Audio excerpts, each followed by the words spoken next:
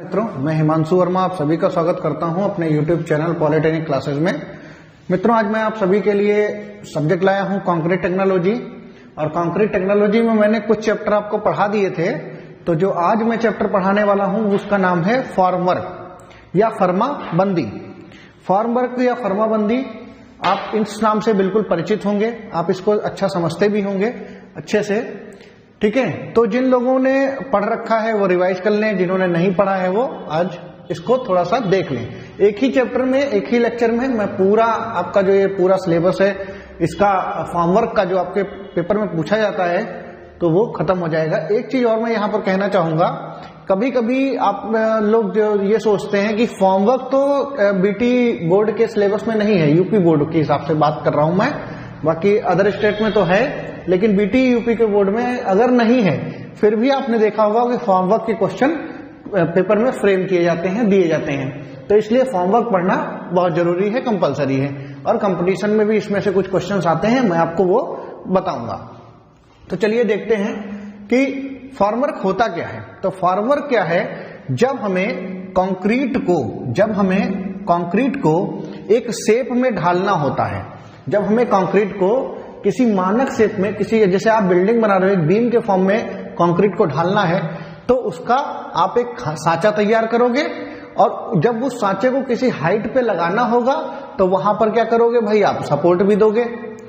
तो ये पूरा एक टेम्परेरी स्ट्रक्चर बनेगा। कौन सा स्ट्रक्चर बनेगा? टेम्परेरी स्ट्रक्चर, ठीक है। तो ये स्ट्रक्चर कैसा कहलाया आपका? Temporary structure.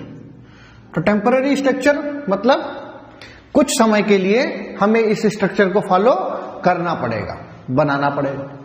तो जो ये टेम्परेरी स्ट्रक्चर है यही क्या कहलाता है? फॉर्मवर्क कहलाता है। यह टेम्परेरी स्ट्रक्चर क्या कहलाता है?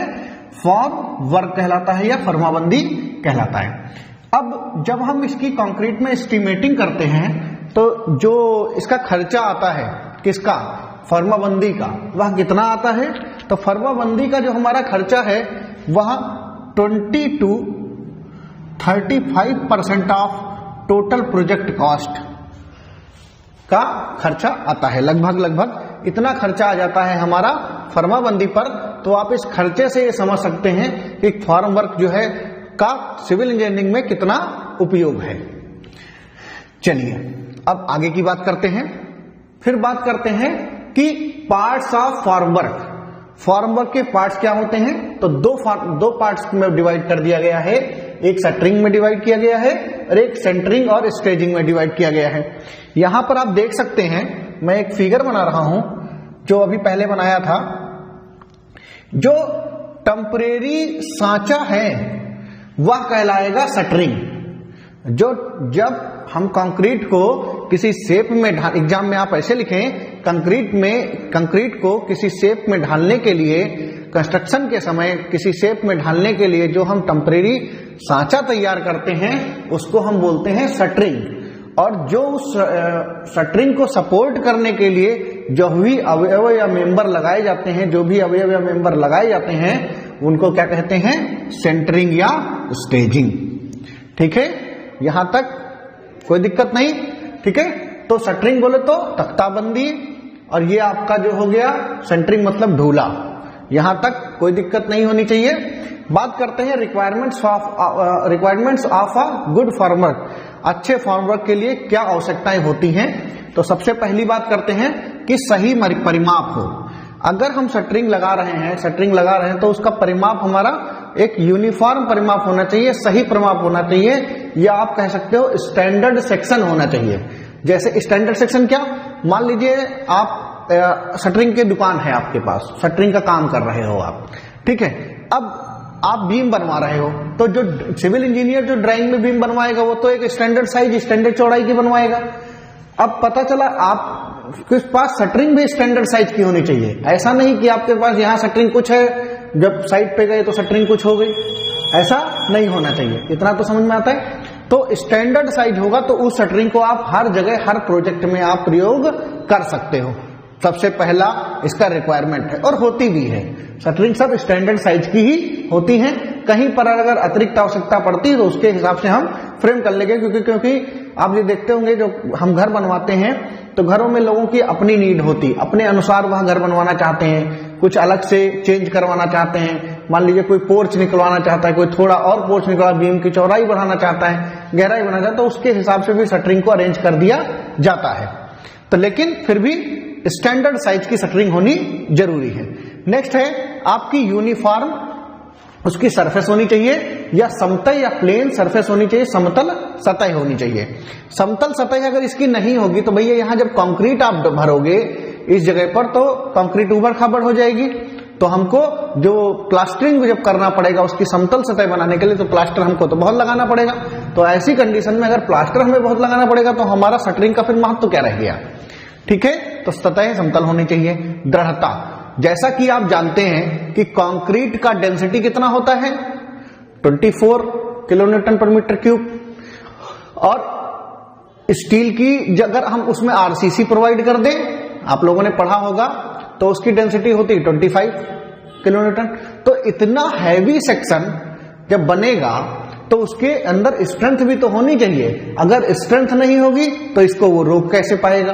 तो चाहे वो शटरिंग लकड़ी की हो, चाहे वो शटरिंग स्टील की हो, किसी भी मटेरियल की बनी शटरिंग में आपका स्ट्रेंथ होनी अनिवार्य है। तो थर्ड पॉइंट इज द दृढ़ता या स्ट्रेंथ या हार्डनेस। नेक्स्ट है जलरोधी। जलरोधी मतलब वाटरप्रूफ। वाटरप्रूफ कैसे होगी? अब जैसे मान लीजिए यहां पर हमने एक शटरिंग जोड़ी, यहां पर हमने एक शटरिंग जोड़ी, ऐसे हमने जोड़ लिया। चलिए देखिए एक बार फिर से मिटा देते हैं, फिर समझाते हैं, फिर समझ में आएगा कि वाटरप्रूफिंग शटरिंग की कैसे करेंगे। देखिए ये हमने बना लिया। अब नीचे का मेंबर हम थोड़ा छोटा बनाएंगे, मेन मेंबर आपका बड़ा बनाएंगे जिससे आपको अच्छा से समझ में आए। तो ये हमने एक फॉर्मवर्क तैयार किया है जिसमें शटरिंग और सेंटरिंग दोनों पोर्शन दिखाई दे रहे हैं। ये सेंटरिंग दिखाई दे रहा है और ये आपका शटरिंग दिखाई दे रहा है। अब इसमें अगर हम कंक्रीट भरेंगे तो पहला लकड़ी का मेंबर, अगर वुड की शटरिंग है तो पहला मेंबर तो ये हो गया, सेकेंड मेंबर ये हो गया और थर्ड मेंबर इसका प्लेट ये हो गया। तो 3 मेंबर से मिलके हमने ये शटरिंग को प्रिपेयर किया है।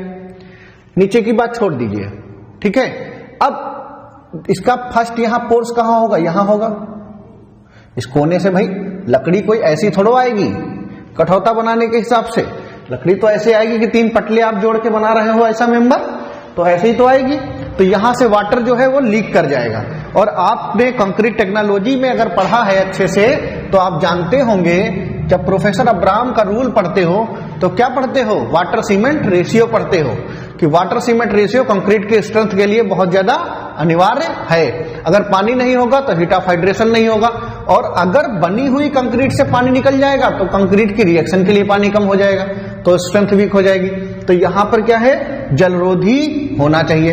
अब जलरोधी ऐसे नहीं क्या होता है, बनाया जाता है। पहले हम लकड़ी की शटरिंग लगाते हैं और उसके बाद इसको जलरोधी बनाने के लिए इसमें क्या काम करते हैं? इसमें फॉर्म की लाइनिंग करते हैं। क्या करते हैं? फॉर्म लाइनिंग करते हैं। लाइनिंग क्या होती है बताते हैं। पहले यहां देखिए ऐसे एक सीट होती पतली सी, देखिए मेरा रेड स्केच चल रहा होगा और आपको दिखाई दे रहा होगा ब्लैक के बगल में बहुत पतली सी चादर एक स्टील की, ये देखिए बहुत पतली एकदम, इसके बराबर से ऐसे सीट लगाते हैं स्टील की। जब ऐसे हम सीट लगा देते हैं तो आपको पता होनी चाहिए कि सीट कितनी पतली होती है। तो सीट की जो थिकनेस होती है वो 22 से 24 गेज की होती है। कितनी होती भैया? 22 से 24 गेज की। तो 22 से 24 गेज की इस पे हम सीट लगा देते हैं, जिससे कंक्रीट का जो बनाने का जो फर्मा है या शटरिंग है वो क्या हो जाती है? नॉन पोरस हो जाती है। यहां पर से पानी नहीं निकलता या वाटर प्रूफ हो जाती है। यहां तक किसी को कोई दिक्कत? ओके, नेक्स्ट आगे बढ़ते हैं हम न्यून भार पर। अब कंक्रीट का जब हमारा जो वेट होता है, जैसे सेंटरिंग का जो वेट होगा, यह पूरा बॉटम कहीं जमीन पर ले रहा होगा। अगर इसका ही वजन बहुत ज्यादा होगा तो जमीन पर संभालने में बहुत दिक्कत आएगी। तो कंक्रीट का भार कैसा होना चाहिए? मिनिमम वेट होना चाहिए। हटाने में आसानी होनी चाहिए, हटाने में क्या होनी चाहिए? सरलता हो। मानक खंड मैंने पहले बता दिया, सही परिमाप या मानक खंड, सही लागत, और जो शटरिंग हमारी हो कैसी हो? इकोनॉमिक हो, बहुत ज्यादा पैसा ना खर्च कराए। ठीक है, जो हमारा सिविल इंजीनियरिंग में कंक्रीट टेक्नोलॉजी पढ़ाने का एम ही यही है भाई। हाँ, आजकल कोई भी इंजीनियर जो है, कोई भी आदमी जो घरों में गांव में कंस्ट्रक्शन काम करा रहा है, सीमेंट गिट्टी वजह सब डाल के बना दिया, लेकिन हमारा एम क्या है कि जितनी जिसको स्ट्रेंथ की जरूरत हो उतनी ही स्ट्रेंथ हम प्रोवाइड करें, ये हमारा एम रहता है। नेक्स्ट बात करते हैं मटेरियल्स फॉर फॉर्मवर्क। कौन कौन से मटेरियल यूज होते हैं, तो देखिए लकड़ी के पटरे यूज होते हैं, कड़ियां यूज होती हैं, बैटन्स इनको बोलते हैं, प्लाईवुड वुड यूज होता है, हार्डवुड यूज होता है, बंबू यूज होता है, बांस हाइट के लिए, बल्लियां यूज होती हैं, स्टील की प्लेट यूज होती हैं, रस्सियां यूज होती हैं और लुब्रिकेंट्स यूज होते हैं। यहां पर लुब्रिकेंट्स बाद में स्टील प्लेट के चारों ओर लगा दिए जाते हैं, जिससे एक तो स्मूथ सरफेस मिले और शटरिंग हटाने में थोड़ी सी आसानी रहे, इसलिए लुब्रिकेंट्स का भी इस्तेमाल किया जाता है। ठीक है, नेक्स्ट बात करते हैं आप टाइप ऑफ फॉर्मवर्क की। क्या बात करेंगे, फॉर्मवर्क के प्रकार। तो सब फॉर्मवर्क में क्या है भैया, दो टाइप का फॉर्मवर्क होता है। कौन सा, टिम्बर फॉर्मवर्क और आपका स्टील फॉर्मवर्क। लकड़ी की शटरिंग, ठीक है, या लकड़ी की फर्माबंदी और स्टील की फर्माबंदी, दो टाइप से मटेरियल के आधार पर फॉर्मवर्क होता है। तो बाकी और फॉर्मवर्क का डिवाइडेशन भी नहीं है, सिर्फ मटेरियल के आधार पर ही है। तो बात करते हैं इसमें कौन सा टिम्बर का क्या है। तो देखिए हमेशा जो टिम्बर का जो फॉर्मवर्क होता है उसमें कौन सी लकड़ी यूज करते हैं, तो उसमें भैया वुड यूज करते हैं, सॉफ्ट वुड। क्योंकि सॉफ्ट वुड जो है काटने में छाटने में आसानी होती है, वजन में हल्का होता है, बट एक कंडीशन लगी हुई है कि सॉफ्टवुड तो आप यूज करोगे, बट क्या होनी चाहिए, इसका दृढ़ होना चाहिए, कमजोर नहीं होनी चाहिए। ठीक है, तो पूछे आपसे कभी कोई कि टिम्बर के लिए फॉर्मवर्क में कौन सी शटरिंग यूज होगी, हार्डवुड या सॉफ्टवुड, तो सॉफ्टवुड। फिर कौन सा से और गुड होने चाहिए, तो बात करते हैं अवेलेबिलिटी, जो वुड है वो हमारा अवेलेबल हो जहां हम काम कर रहे हो। पहला, ये नहीं आपको बाहर से मंगाना पड़े, इकोनॉमिक, कम पैसे में अवेलेबल हो, स्टैंडर्ड साइज का हमें रखना चाहिए या होना चाहिए, बना सकते हैं। दूसरा, स्टैंडर्ड साइज का हम इसकी प्रॉपर्टी क्या, लकड़ी हर जगह आपको अवेलेबल है या नहीं है, तो हम आसपास से मंगा सकते हैं, एक अवेलेबिलिटी की बात हो रही। इकोनॉमिक, सस्ता भी है। स्टैंडर्ड साइज, हमारा जो वुड है वो स्टैंडर्ड साइज हम बना सकते हैं, काट छाट के स्टैंडर्ड साइज बनाया जा सकता आसानी से। लाइट वेट, हल्की होती है, वेस्टेज कम होता है लकड़ी में। ठीक है, क्योंकि उसका छोटे से छोटा टुकड़ा हम क्या करते हैं, प्रयोग कर लेते हैं। दोष में क्या है भैया, जब पानी के संपर्क में आता है तो लकड़ी फूल जाती है, स्वेलिंग हो जाती है इसके अंदर, ये है। इसकी फिनिशिंग जो है वो स्टील की तरह एकदम साफ नहीं होती है। दूसरा, एक और इसमें आप लिख लीजिएगा कि इसकी फिनिशिंग को अच्छा करने के लिए, पोरोसिटी को कम करने के लिए हमको एक्स्ट्रा वर्क करना पड़ता है। और वो वर्क कौन सा है, हमें सीटिंग करनी पड़ती है। कौन सी सीटिंग करनी पड़ती है, अभी मैंने यहां पर बताया था, उसको बोलेंगे, यहां पर लिख लीजिए कि हमको एक्स्ट्रा काम करना पड़ता है, जिसको बोलते हैं फॉर्म लाइनिंग। क्या करना पड़ता है, फॉर्म लाइनिंग करनी पड़ती है। ठीक है, फॉर्म लाइनिंग करनी पड़ती है। उसके बाद जो लकड़ी की शटरिंग है उसको हम वन टाइम नहीं कह सकते हैं, लेकिन लेस टाइम यूज कह सकते हैं। वन टाइम तो नहीं कहा जा सकता, इसको लेस टाइम यूज कहिए, कि हम इसको 2 से 3 बार, 4 से 5 बार ही प्रयोग कर सकते हैं, जबकि स्टील की शटरिंग को बहुत ज्यादा बार, 50 बार तक प्रयोग किया जा सकता है। आग से बचाना कठिन होता है, वर्षा से दिक्कत होती है, प्लाई खराब हो जाती है, एज कम होती है और लाइनिंग करनी पड़ती है। और इसकी जनरल में चूंकि साइड पे काम किया हुआ हूं तो मैं आपको बता दूं, लकड़ी की शटरिंग में और दिक्कत क्या आती है पता है, जब लकड़ी की शटरिंग होती है तो हमारी साइड्स पे, ये लिखना नहीं है आपको, आप समझ सकते हैं कि जब आप कंस्ट्रक्शन साइट पे जाते हैं लकड़ी की शटरिंग पड़ी होती है तो उसमें सबसे ज्यादा जो नुकसान होता है वो कीलों का होता है। और वो कीलें ऐसी होती है कि पैर में आपके घुस गई, साइड पे पड़े पड़े, ये बहुत बड़ी दिक्कत है, क्योंकि मेरे घुस चुकी थी तो मुझे याद है।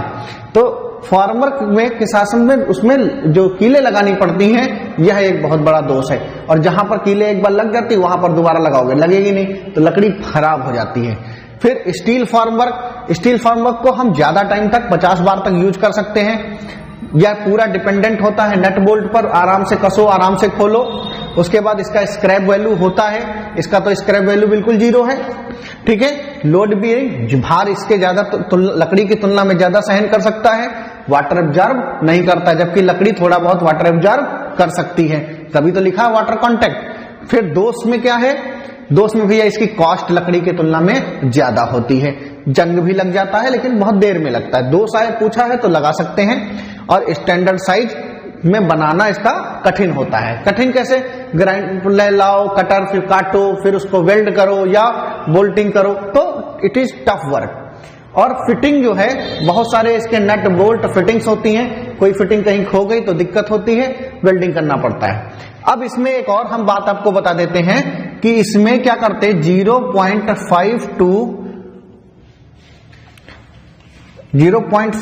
इंटू 0.5 ये साइज होता है मीटर, ये भी मीटर, ठीक है।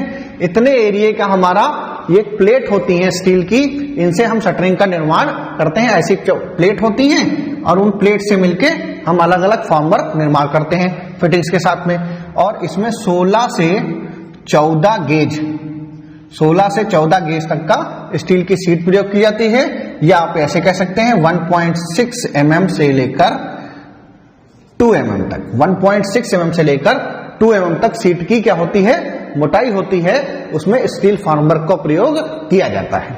क्लियर है, यहां तक कोई दिक्कत नहीं होनी चाहिए। आपको पेपर में आएगा types of formwork, timber formwork, steel formwork, इनके गुण लिखिए, पॉइंट याद रखिए, बाकी आप सब लिख लेंगे। आपको बहुत थ्योरी रटने की जरूरत नहीं, मेन पॉइंट। जैसे अब मैंने स्टील फॉर्मवर्क में सिर्फ आपको ये दोनों चीजें बताई, बाकी ये सब तो आपको पता है, बस रिवीजन करने की जरूरत है, एक बार देख लिया हो गया, ठीक है। यहां सब एक बार देख लिया आपका हो गया। अब बात करते हैं स्ट्रिपिंग टाइम। स्ट्रिपिंग टाइम क्या है, स्ट्रिपिंग टाइम भैया है कि शटरिंग को हम कैसे हटाएंगे। चलिए हम यहां आ जाएंगे तो आपको दिखाई नहीं देगा, तो हम यहां से बता देंगे आपको कि कैसे हम उसको हटाएंगे, स्ट्रिपिंग टाइम कैसे हटाएंगे। तो देखिए कैसे हटाएंगे, तो यहां लिखा है देखिएगा, कंक्रीट दीवार तथा स्तंभ व धरन वर्टिकल। चाहे कंक्रीट का वाल हो, चाहे कॉलम हो, चाहे जो बीम का वर्टिकल स्ट्रक्चर हो, वर्टिकल स्ट्रक्चर हो, धरन हो, तो अगर वर्टिकल मेंबर है और इसकी वर्टिकल चीजें हटानी, जैसे ये शटरिंग है, इसकी ऊर्ध्वाधर प्लेटें हटानी, ये वाली प्लेट साइड की प्लेट हटानी है ऊर्ध्वाधर, तो हम क्या करेंगे, इसके लिए हमको कितना घंटा चाहिए, 16 से 24 घंटा। कितना भैया, 16। मैंने लिखा नहीं, क्यों, क्योंकि मुझे तो याद है, और आपको बताएं तो आप दिमाग लगाएं, नहीं तो लिख लेता, जैसे यहां पर सब लिख लेता, बता देता ऐसे। इसलिए डाटा नहीं लिखता हूं मैं, डाटा इसलिए नहीं लिखता हूं क्योंकि आप थोड़ा सा दिमाग लगाएं, आपको याद रहे। तो 16 से 24 घंटे में हटाएंगे शटरिंग को, स्ट्रिपिंग टाइम है। दूसरा है स्लैब के तली के पटरे, स्लैब के तली के पटरे कितने दिन में हटाएंगे, 3 दिन में। कितने दिन में भैया, 3 दिन में। लेकिन ध्यान रहे, स्लैब के तली के पटरे तो हटा दोगे, लेकिन टेके फिर भी लगा दोगे। तो देखो भैया, ये है हमारी स्लैब और इसमें ये है हमारा इसकी नीचे की सीट, और ये लगा है हमारा क्या, बोलिए, प्रॉप। तो इस प्रॉप को ये हटाएंगे और ये हटा देंगे 3 दिन में, और ये वाला फिर लगा देंगे इसके नीचे फॉर सपोर्ट। तो ध्यान रहे, इन दोनों में, चाहे वो स्लैब के तली के पटरे हो, चाहे वो धरन की तली के पटरे हो, इसके नीचे आप जो लकड़ी है, पटरे हैं, उनको आप हटाओगे और प्रॉप उनके नीचे लगाओगे। तो ये स्लैब के तली के पटरे हैं तो 3 दिन में, और धरन के हैं तो 7 दिन में, याद रहेगा। उसके बाद बात करते हैं, अगर स्लैब की टेके हैं और स्पैन 4.5 मीटर तक है, स्लैब की टेके हैं और स्पैन 4.5 मीटर तक है, तो आप कितने दिन में हटाओगे, 7 दिन में। कितने दिन में हटाओगे भैया, 7 दिन में।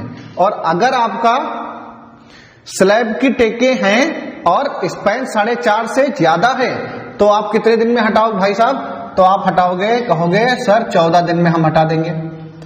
उसके बाद अगर आपका बीम और मेहराब, मेहराब जानते हैं, आर्च या डार्ट, तो अगर भी धरन और मेहराब है और 6 मीटर स्पैन तक है, तो उसको हटाओगे आप 14 दिन में। और अगर 6 मीटर से ज्यादा है, धरन और मेहराब 6 दिन में, 6 दिन से ज्यादा है, तो उसको आप हटाओगे कितने दिन में, 21 दिन में। तो इस तरीके से स्ट्रिपिंग टाइम आपका पता है।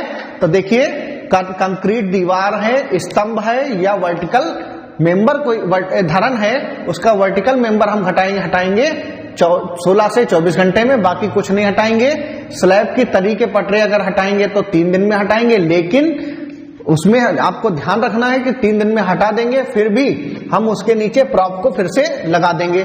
धरन की तली के पटरे हटा देंगे 7 दिन में, लेकिन प्रॉप को फिर से लगा देंगे। ये टेबल है पूरा IS 456-2000 के अनुसार। उसके बाद स्लैब की टेकी 4.5 मीटर स्पैन तक अगर है तो हम क्या करेंगे, उसको 7 दिन में हटा सकते हैं। अगर 4.5 मीटर से ज्यादा है तो 14 दिन में, और धरन और मेहराब की टेकी अगर 6 मीटर स्पैन तक है तो आपका 14 दिन में, और अगर धरन और मेहराब की 6 मीटर से ज्यादा स्पैन है तो 21 दिन में। क्लियर है यहां तक? ओके। अब भैया बात करते हैं कुछ चीजों की, यही पेपर में पूछा जाता है, बाकी अब डिटेल नहीं पूछी जाती बहुत ज्यादा।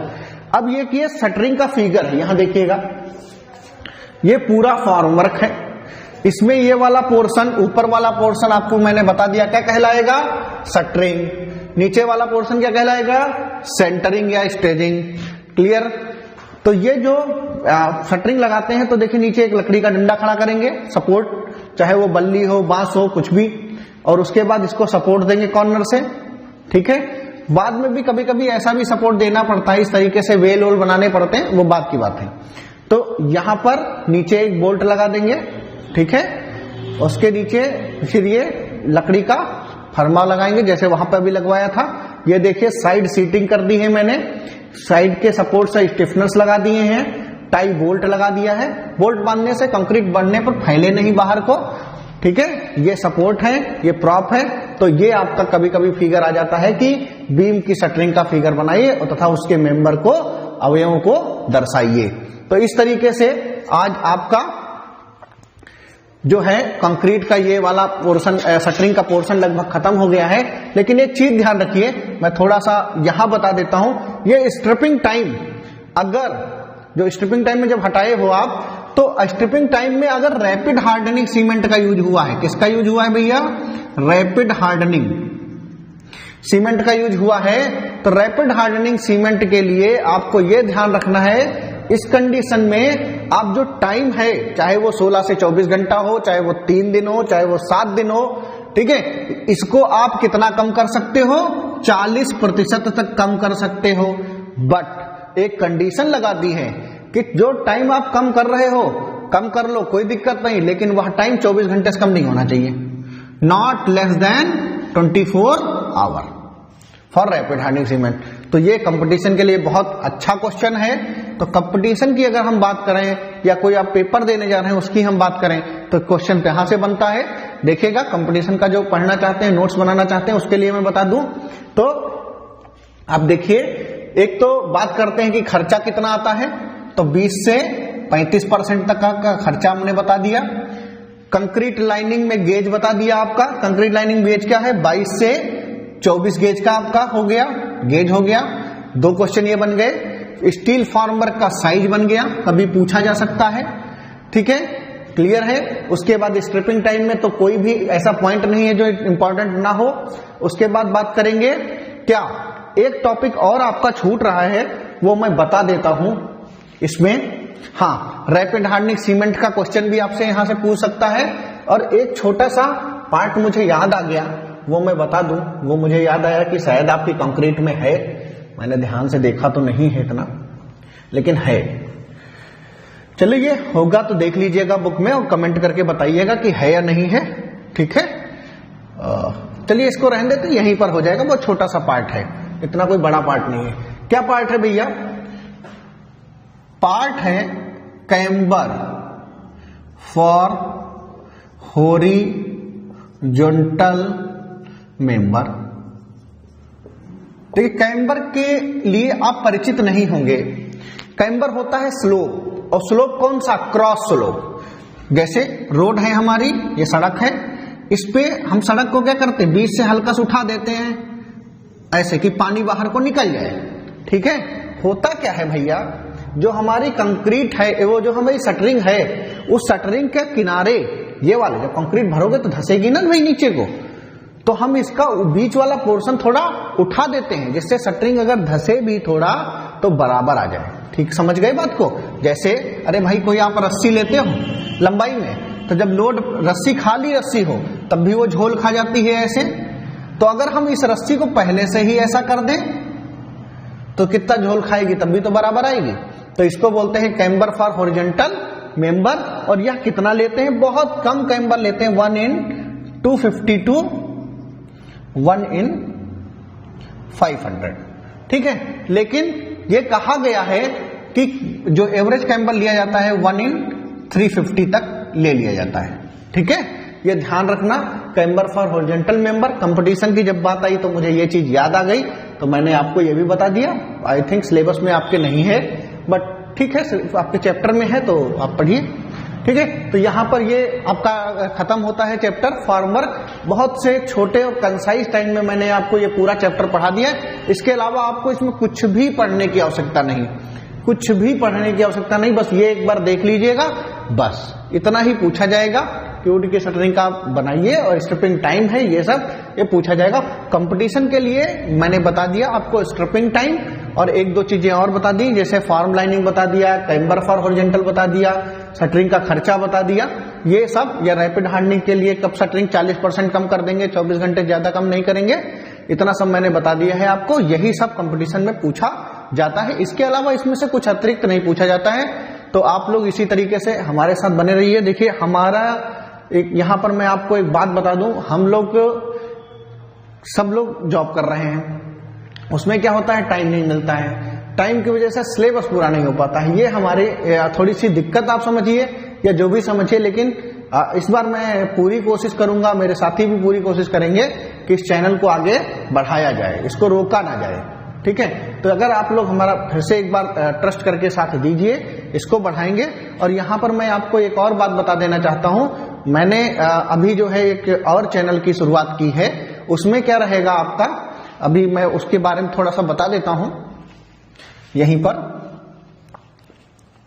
एक चैनल की मैंने शुरुआत की है, उस चैनल का नाम है एलाइट। अभी बस बनाया है मैंने, और उसको किस पर्पस से बनाया है वो मैं बताऊंगा। एलाइट स्टडी पॉइंट टेलीग्राम भी है इसका, और आप लोग हमारे टेलीग्राम चैनल पर जरूर ज्वाइन हो जाइए, पॉलिटेक्निक क्लासेस वाले पर। उससे आपको सचिन सर नोट्स प्रोवाइड कर देंगे। मैं तो ये पहले भी हर जगह बोलता हूं, कंक्रीट की बुक ले लीजिए जो आपको अच्छी लगे और बुक से पढ़िए। मेरा अपना खुद का ये मानना है कि जब आप बुक से पढ़ते हैं तो हर दिन हर चीज नई नजर आती है और अच्छा याद होगा, क्योंकि पढ़ने का एम जॉब पाना है, कंपटीशन क्लियर करना है, तो आप बुक से पढ़ना सीखिए। नोट्स क्या होते हैं, जो टीचर्स नोट्स बना के दे रहे हैं मच बेटर है, बहुत अच्छी बात है, लेकिन हम इसमें थ्योरी में क्या लिख के देंगे आपको, उसका कोई बहुत ज्यादा बेनिफिट नहीं है। यही सब लिख के उतार के देंगे जो बुक में आपके लिखा हुआ है, ठीक है। तो आप लोग टेलीग्राम ज्वाइन कर लीजिए। हमारे और भी सर हैं, या मैं भी कोई अगर ऐसा सब्जेक्ट पढ़ाऊंगा जो कुछ देना होगा, उसमें कुछ इंपॉर्टेंट देना होगा, तो मैं भी प्रोवाइड करूंगा। अगर कोई बुक अच्छी मुझे दिखेगी तो मैं भी उस पर बताऊंगा कि ये बुक ले लो, या उसका फोटो या कुछ मैं आपको वहां पर चैनल पे भेजूंगा। तो एलाइट स्टडी पॉइंट को मैंने इसलिए बनाया, इसलिए शुरू किया है कि उसमें ये रहेगा आपके, मैंने देखा है UPSSC के थ्रू या यूपी में, बिहार में जेई की वैकेंसी आती है, जिसमें नॉन टेक का बहुत बड़ा portion, 50% non tech, 50% technical. SSC JE में भी यही है। तो हमने ये सोचा कि क्यों ना बच्चों को हिस्ट्री, ज्योग्राफी, पॉलिटी जो है वो अब पूरी पढ़ाएंगे तो बहुत टाइम लगेगा। तो मैंने ये सोचा है कि SSC, CGL के, MTS के, CHSL के, CPO के, जो SSC जितने भी एग्जाम कराती है उसके लगभग 20 साल के क्वेश्चंस मैं आपको डेली के डेली समझाया करूंगा, बताया करूंगा, उनके बारे में बताऊंगा आपको, जिससे क्या रहेगा, आप धीरे धीरे पढ़ना शुरू करेंगे तो आपको क्वेश्चंस याद हो जाएंगे। जो लोग हमारे जस्ट पास आउट हैं, या जो लोग बिगिनर्स हैं, या जो पहले से पढ़ रहे हैं, ठीक है, क्योंकि कोई भी कोचिंग में आप पढ़ रहे हो, रिवीजन मस्ट है, चाहे हमसे करें चाहे आप किसी और से करें। तो मैं उस क्वेश्चन भी वहां पे पढ़ाऊंगा। आप चाहें तो उस चैनल को आप ज्वाइन कर सकते हैं। चैनल का नाम है एलाइट स्टडी पॉइंट, ठीक है। इस पे आप जाके चैनल को सब्सक्राइब कर लें। अभी वीडियो उस पे नहीं डाली है, धीरे धीरे इसमें शुरुआत करेंगे, ठीक है। तो चलिए, thank you so much, thanks for watching. मिलते हैं नेक्स्ट लेक्चर में।